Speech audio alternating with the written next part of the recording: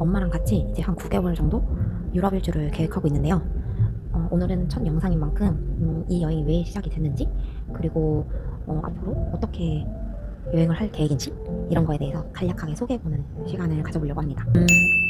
첫 여행은 이제 2016년, 벌써 한 10년 전인데, 이제 엄마랑 오사카 교토의 벚꽃 구경을 하러 간 게 첫 시작이었고요. 사실 이것도 되게 효년스러운 게, 그때 제가 취준생이어가지고 돈이 없었거든요. 그래서 엄마 돈으로 여행을 가고 싶어서 열심히 꼬셨던 게 첫 여행의 시작이었습니다. 근데 그때 이제 엄마를 이제 사진을 못 찍는다고, 그 어머님들 사진 실력 아시죠?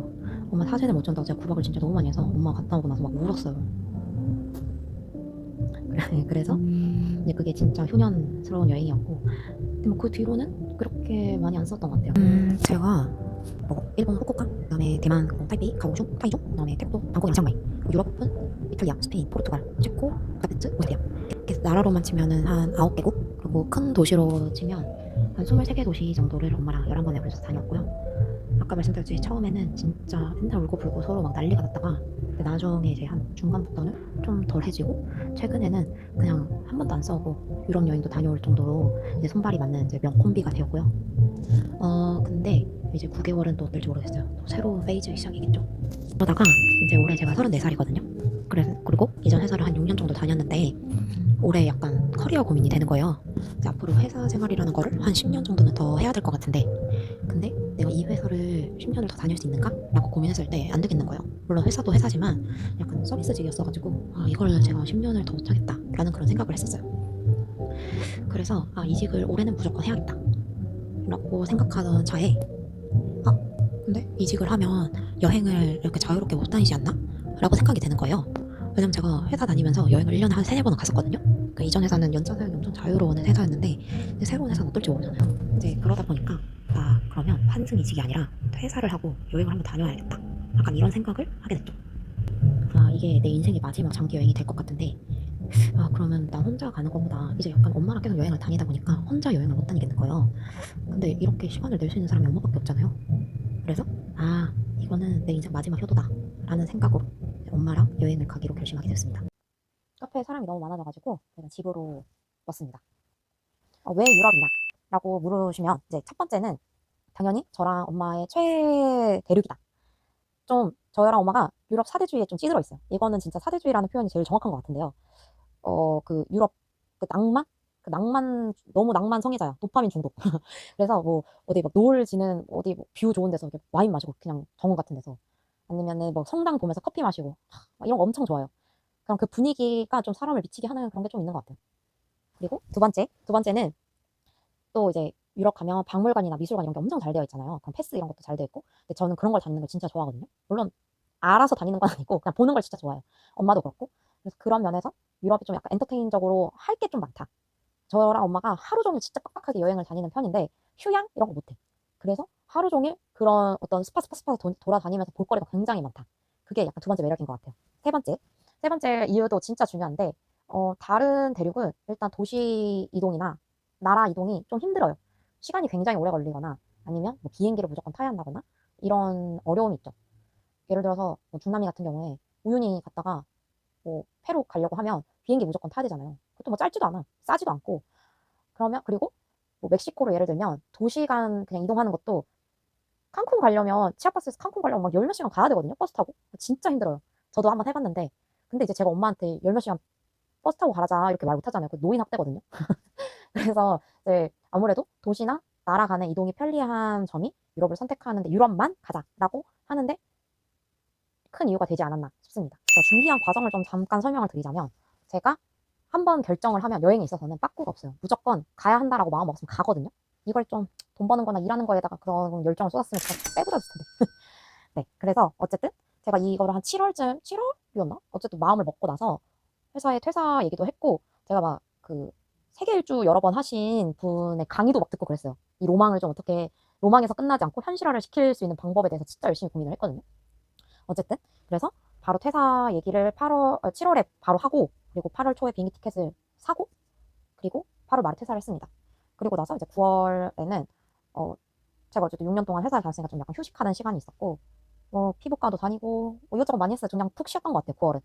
그리고 10월부터 좀 본격적으로 준비를 했습니다. 저 막 쿠팡 알바도 하고 생활비를 좀 그래도 조금이라도 벌어야겠어가지고 뭐 카메라도 사고 뭐 이것저것 하고 있는 중이고요. 그리고 유럽 근데 여행을 한 번도 안 가신 분들이 있을 것 같아서 제가 한번 얘기를 드리자면 유럽은 P들의 무덤이다. 계획이 무조건 필요한 대륙이다. 사실 그냥 혼자 여행을 가거나 뭐 아니면 진짜 아무 데나 가도 된다. 극단적으로 그냥 혼자 여행을 가서 나는 그냥 정말 거지 개발세 같은 숙소도 괜찮고 아니면 또는 비싸도 괜찮다. 좀 예산이 여유가 있다. 하시는 분들은 계획 안 세우셔도 됩니다. 근데 저는 일단 엄마랑 가기도 하고 예산도 한정적이어서 계획을 안 세우면 돈이 엄청 많이 들어요. 기차표도 미리 안 끊으면 무조건 비싸지고요. 그 다음에 가성비 있는 숙소? 특히 이제 주요 도시 있잖아요. 뭐 파리라던가 런던이라던가 아니면 뭐 이런 큰 도시들은 무조건 가성비 있는 숙소 다 끝나요. 이미 뭐 사실 유럽 여행이라는 게 다들 비행기표 뭐 내일 갈 거 끊어서 가시는 거 아니잖아요. 보통 6개월 뭐 이렇게 한참 전에 비행기표를 다들 끊으시거든요. 대부분. 그러다 보니까 그때 다들 숙소 예약을 다 이미 하시기 때문에 빨리 해야 돼요. 늦으면 안 돼. 그러니까 저도 이제 그 계획을 계속 이제 세워야 되는데 전 또 장기 여행이다 보니까 너무 촘촘하게 이거를 해놓을 수가 없는 거예요. 그래서 또 그게 스트레스였다. 이제 결론은 지금 그냥 좀 주요 도시들만 좀 숙박 예약을 해놓은 상태고 그 동안에 진짜 잠이 안 오더라고요. 맨날 맨날 이런 거 예약하고 찾아보고 하니까 벌써 이렇게 2주밖에 안 남았네요. 지금 똑줄 타고 근데 사실 아직도 실감이 안 나긴 해요. 실감이 안 납니다. 출발할 때 실감 나려나?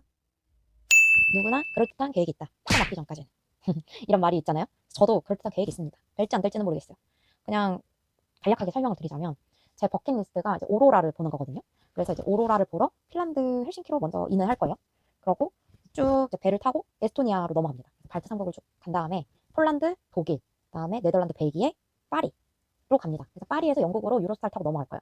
근데 이제 쉥겐 조약이라고 해서 저도 이제 유럽 일주 준비하면서 처음 알았는데 그 유럽은 국가 간 이동이 굉장히 자유롭잖아요. 그게 이 쉥겐 조약 때문인데 EU 국가 국민이 아니면 180일 중에 90일만 무비자로 여행을 할 수가 있어요. 그러다 보니까 저는 3개월 뒤에 무조건 비쉥겐 국가로 가야 되는 거죠.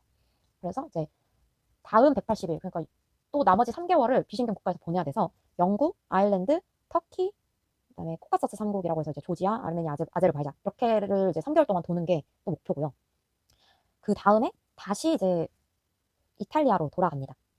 그 이탈리아 북부에 밀라노를 제가 제대로 본 적이 한 번도 없어서 밀라노 구경을 하고 돌로미티를 가서 또 다른 네, 제 버킷리스트죠. 그래서 돌로미티를 갔다가 거기에서 이제 슬로베니아, 크로아티아 이렇게 쭉 가는 게 목표인데 잘 모르겠어요. 어떻게 될지 제가 예산이 좀 빠듯해서 거기까지 갈 수 있을지는 모르겠지만 일단 목표는 그렇습니다. 부디 응원, 많은 응원 부탁드리겠습니다. 잠깐만 보여줘. 라면, 기타 화장품, 우리 엄마 염색약, 햇반, 누룽지, 그리고 이거는 아니 부엌용 저희 종이 세제랑 에어비앤비에서 쓸 수세미. 사실 그런 데서 수세미가 좀 불결해서 좀 쓰기 싫은 것들 진짜 많거든요. 그래서 수세미, 우리의 필수품 와사비, 그리고 고무장갑. 저희가 약간 맥시멀리스트여서 젓가락도 챙겼습니다. 사실 저랑 엄마랑 둘 다 엄청 맥시멀리스트예요. 뭔가 이거 없으면 나중에 필요하면 어떡하지? 라고 생각해서 좀 이것저것 많이 챙기는 편이고 여기 보면 핫팩. 저희가 이제 겨울 나라로 가잖아요. 그래서 핫팩을 정말 많이 챙겼습니다. 그리고 이건 엄마 화장품이고요. 근데 정작 중요한 신발은 운동화 하나 들고 가요. 방 하나 신고 가고 운동화 하나 들고 가서 필요하면 사서 쓰려고 운동화 하나만 챙겼습니다. 이것도 또 세면도구. 아니, 저희가 쓰는 샴푸랑 막 이런 게 있거든요. 그래서 그거를 현지에서 안 사려고 뭐 이것저것 많이 챙겨가지고 좀 세면도구가 많은 편이고 혹시나 멋내는 용 가방이 필요할까봐 제 롱샴도 하나 챙겼고요. 이건 또 제 화장품. 그렇습니다. 그리고 유럽 여행 필수품. 이거는 수영복인데 겨울에 가는데 수영복이 왜 필요하냐라고 하실 수 있지만 온천이나 사우나 같은 거 할 때 수영복 필수인 곳이 많아가지고 수영복을 챙겼고 저희가 사실이 아니라 저희가 좀 장기로 여행을 가니까 반팔 뭐 사계절 옷이 다 필요하단 말이에요. 그래서 여기 반팔, 운동복 이거는 뭐 모플라랑 뭐 이것저것 들어있는 겨울옷이고 이게 이제 여름옷. 근데 완전 한여름옷은 저희가 한 4월쯤에 아빠를 터키에서 한번 만날 예정이어서 그때 완전 한여름옷 아빠가 조금 가져오시기로 했고 이거는 그냥 뭐 봄 이럴 때 같이 겹쳐 입을 수 있는 여름옷 위주로 담았고 또 제가 야외에서 와인 마시고 뭐 이런 걸 좋아해가지고 피크닉 하는 걸 좋아해서 이거는 피크닉 매트 이것도 빨래 세제 이런 거 한두 개씩은 안 팔기 때문에 한두 개씩 소포장 되어 있는 거 엄청 중요합니다. 가방 미어 터질 것 같아요. 책가방도 30리터짜리 가방을 새로 샀거든요. 그래서 선글라스를 챙겼는데 블루 엘리펀트 그냥 휘뚜루마뚜루 쓰고 망가지면 버리려고 좀 저렴한 블루 엘리펀트로 선글라스 2개를 챙겼는데 2개가 하나에 다 들어갈 정도로 큰 케이스입니다. 그리고 이 케이스 옆에 사실 이게 뭐냐면 이거 저희 엄마가 짜준 선글라스 휴대용 케이스예요. 너무 귀엽죠? 여기에다가 이제 넣고 이제 다니면 되고요. 여권, 장갑, 그리고 기내에서 쓸 칫솔. 왜 이렇게 더럽지? 그리고 기내에서 쓸 화장품. 저는 보통 여권이랑 좀 필수적으로 필요한 것들은 여기다가 주머니에 따로 담아놓는 편이라서 비행기에서 쓸 눈물약 이런 것도 챙겼습니다. 이거는 친구들이 준 비상금이에요. 너무 귀엽죠? 그리고 유럽 여행을 갈 때 진짜 필수품이 있는데 바로 자물쇠입니다. 자물쇠를 이렇게 많이 가져가는 이유가 일단 이 와이어 자물쇠는 무조건 필요해요. 나중에 그 기차? 이런 거 타면은 기차나 버스에 저희 캐리어 넣어놓잖아요. 누가 못 가져가게 와이어 자물쇠로 고정을 해놓으려고 이제 사는 거고, 예전에 동유럽 여행 갔을 때 이걸 가져갔었는데 엄청 요긴하게 잘 썼습니다. 그리고 이거는 짠 카라비너인데 이것도 예전에 제가 그 장기 여행 많이 다녀오신 그 세계일주 여러 번 하신 분 강의 들었다 했잖아요. 그분이 조언해 주신 건데 카라비너로 이렇게 매달아가지고 물건 가지고 다니면 너무 좋다고 해가지고 요거를 샀는데 실제로 제가 카라비너에 지금 모자랑 저 이거 물컵이거든요. 엄마가 이거 가져가고 싶다고 해가지고 일단 챙겼습니다. 덜컥덜컥 이러면서 다닐 예정이에요. 그리고 이건 전기장판. 겨울 유럽은 라디에이터를 쓰기 때문에 우리나라처럼 이렇게 막 엄청 따뜻하지 않을 수가 있어요. 그래서 전기장판이 있으면 좋기 때문에 일단 휴대용 전기장판을 하나 챙겼고요.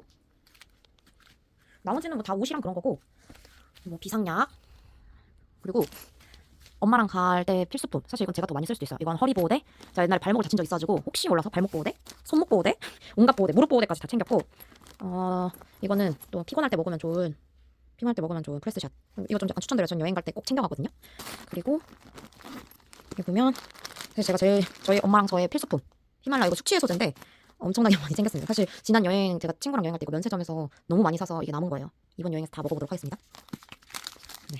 그리고 집에 팩 남은 게 있어서 팩 남은 것도 조금 챙겼고요. 아무리 생각해도 뭐가 많기는 한데 아직 그래도 무게가 23kg는 되지 않아서 일단 잘 가져가 보도록 하겠습니다. 드디어 그날이 왔습니다. D-1일 이제 하루 남았고요. 짐은 이제 다 싸서 정말 이제 가기만 하면 돼요. 엄마랑 저랑 이제 각자 백팩 하나씩, 그다음에 기중품 중요한 물건 들어있는 서브백 하나씩, 그리고 26인치 캐리어 하나씩 이렇게 챙겼습니다. 26인치 캐리어 좀 작게 느껴지기는 하는데 사실 이거보다 더 크면은 저랑 엄마가 들 수가 없어서 26인치 한 20kg씩 정도로 잘 채웠고요. 이거는 내일 제가 끼고 갈 핸드폰 케이스, 스트랩 있는 핸드폰 케이스입니다. 이거 유럽 여행 가시는 분들 꼭 손목 스트랩은 무조건 하고 가셔야 돼요. 근데 벌써 이렇게 무거울 것 같아서 이거 진짜 제 업보 같아요. 뭐 어떻게든 되겠죠? 저희 엄마 병 날까봐 너무 겁나기는 한데 일단 이왕 이렇게 된 거 잘 다녀와 보도록 하겠습니다. 이제 핀란드에서 인사드릴게요. 그럼 안녕.